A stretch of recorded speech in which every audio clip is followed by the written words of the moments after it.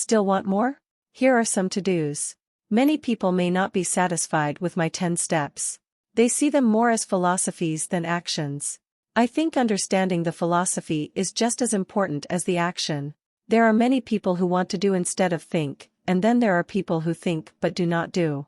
I would say that I am both. I love new ideas, and I love action. So for those who want a to-do list on how to get started, I will share with you some of the things I do, in abbreviated form. Stop doing what you're doing. In other words, take a break and assess what is working and what is not working. The definition of insanity is doing the same thing over and over and expecting a different result.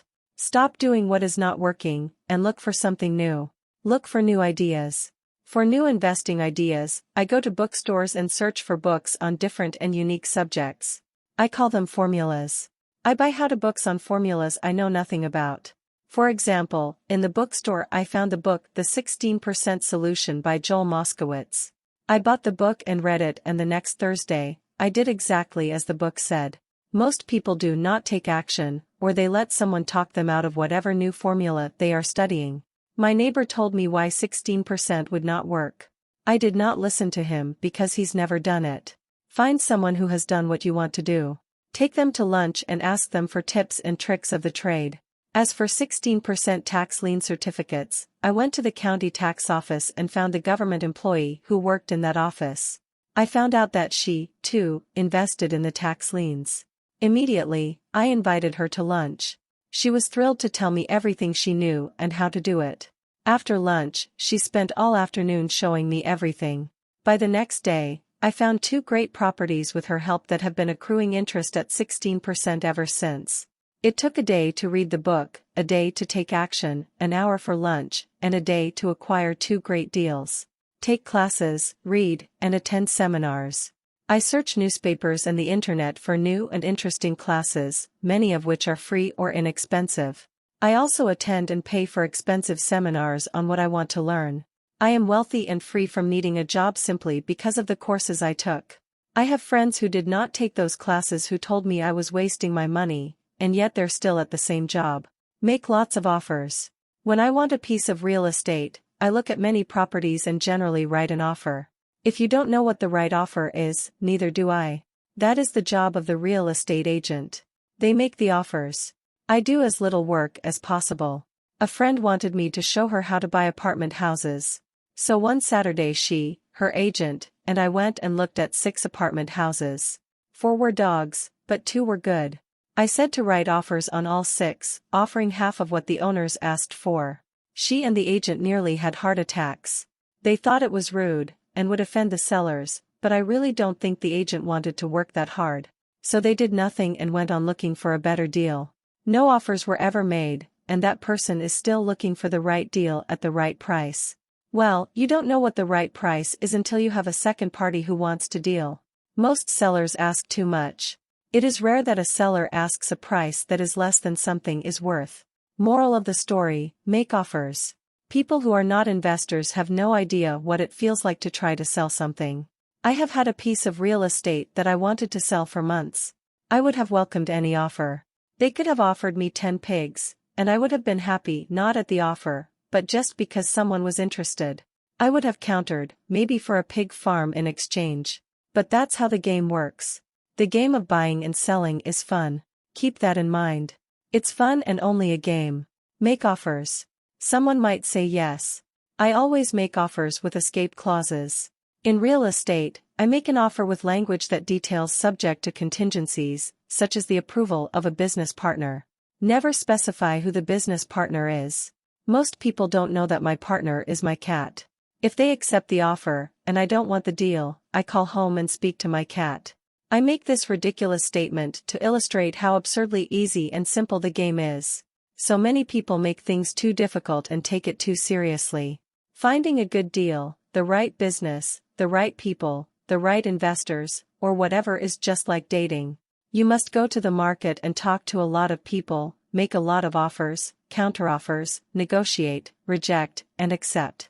I know single people who sit at home and wait for the phone to ring, but it's better to go to the market, even if it's only the supermarket.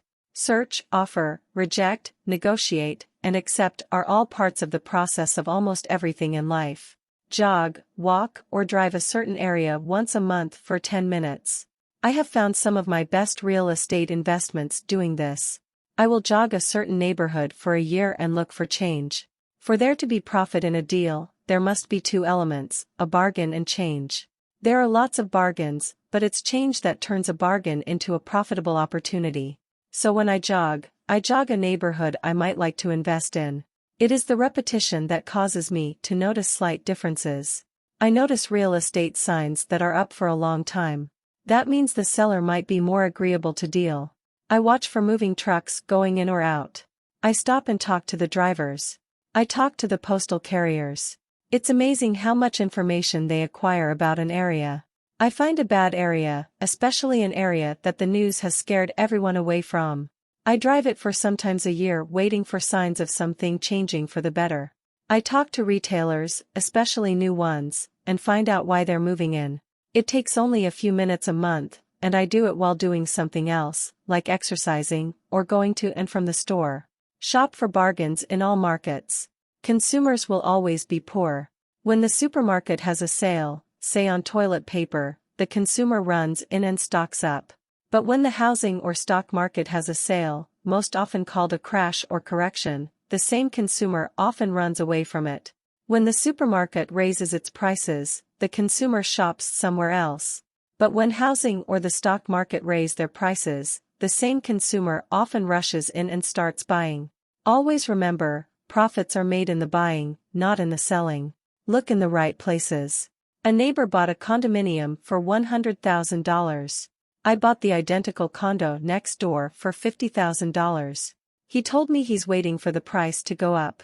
I told him that profit is made when you buy, not when you sell. He shopped with a real estate broker who owns no property of her own. I shopped at the foreclosure auction. I paid $500 for a class on how to do this.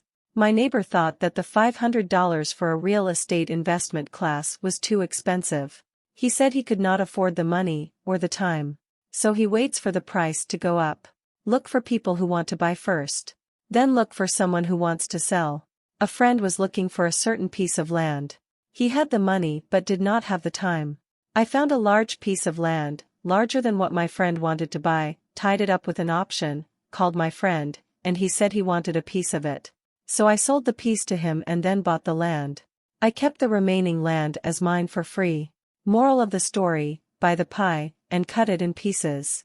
Most people look for what they can afford, so they look too small. They buy only a piece of the pie, so they end up paying more for less. Small thinkers don't get the big breaks.